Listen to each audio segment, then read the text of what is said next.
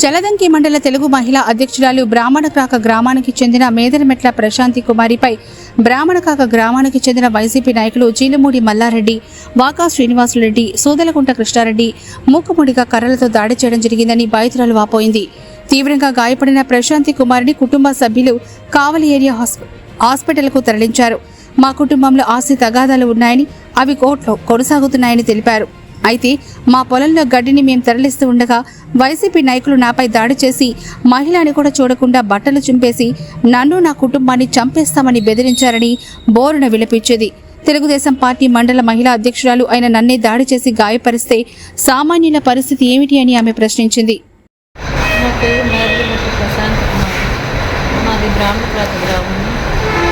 నేను జల్దింకి మండలం తెలుగు మహిళా అధ్యక్షురాలని.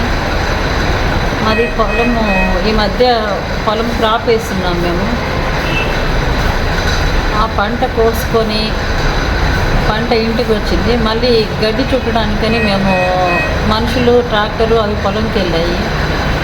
ఈలోపు మల్లారెడ్డి, జుల్మూడి మల్లారెడ్డి, వాళ్ళ బావ అయిన కృష్ణారెడ్డి, వాకా శ్రీనివాసులరెడ్డి వీళ్ళందరూ వచ్చి ట్రాక్టర్లు ఆపారని తెలిసి మా హస్బెండ్ని ఊర్లో లేరనేసి నేను వెళ్ళాను పొలంకి, ఎలా ఆపుతారనేసి. అయితే అది మా తాతలు ఎప్పుడో మా 7 తరాల నుంచి వస్తున్న ప్రాపర్టీ అండి. అది మేము కోర్టుకి కూడా వేస్తున్నాము. నా భర్త శేషారెడ్డి కోర్టుకి కూడా వేస్తున్నాడు. కానీ మల్లారెడ్డి, జిలుమూడి మల్లారెడ్డి అనే వ్యక్తికి ఏ సంబంధమూ లేదు ఆ పొలంలో. ఏదైనా ఉంటే మా మేనత్త, మా అత్త, మా మావయ్య చనిపోయారు కృష్ణారెడ్డి. అతను చనిపోయాక మేము ప్రాపర్టీని కోర్టులో వేసుకున్నాము. అవి జరుగుతుంది కోర్టులో.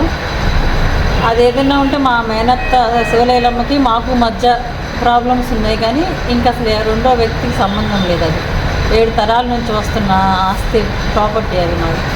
అవి ఇప్పటికి కూడా మా తాత అయిన రమణారెడ్డి పేరు మీదే ఉన్నాయి. ఈ మల్లారెడ్డి అనే వ్యక్తి వచ్చి మమ్మల్ని దౌర్జన్యంగా నన్ను కొట్టి పడేసి బట్టలు చింపేసి ఎవరు చెప్పుకుంటావు దిక్కుని తోడు చెప్పుకోని చెప్పేసి భయంకరంగా తన్ని చంపేస్తాను అని బెదిరించి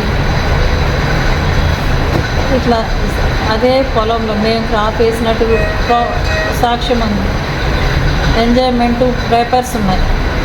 మేము సిఎంఆర్కి అమ్ముకున్న అవి అన్నీ ఉన్నాయి మా దగ్గర. అవన్నీ సాక్ష్యాలతో సహా ఉన్నాయి.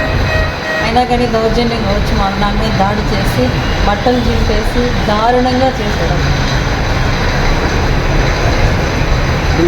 మాకు న్యాయం ఆ లాస్ట్ వైసీపీ ప్రభుత్వంలో ఉన్నప్పుడు మమ్మల్ని ఎప్పుడూ ఇలాగే బాధలు పెట్టి నా భర్త మీద లేని కొన్ని కేసులన్నీ పెట్టి మమ్మల్ని బాధ పెట్టారు. ఇప్పుడు మమ్మల్ని అదే జరుగుతుంది. అదే మళ్ళీ రిపీట్ అవుతుంది. మేము అదే బాధపడుతున్నాము. మెంటల్గా, ఫిజికల్గా మేము పడే బాధ భగవంతుడి సాక్షి ఎవ్వరికీ వద్దండి. ఈ బాధ అంత నరకం అనుభవిస్తున్నాం మేమైతే.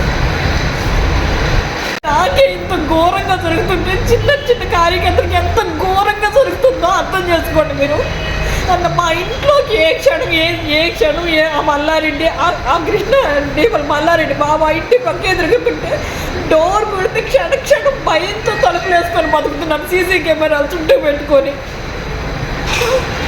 దగ్గర కూడా వచ్చి నిలదీసి అడుగుతారా నాకేంత అన్యాయం. అప్పుడు ఇదే జరిగింది. ఇది మళ్ళీ రిపీట్ ఇదే బాధపడుతున్నాం. అసలు ఇంట్లో కూడా ఉండిపోయి ప్రతి క్షణం ఎవరైనా డోర్ కొడితే ఎవరు వచ్చి ఎప్పుడు ఏం చేస్తారని భయపడి బతుకుతున్నాము. ఎప్పుడు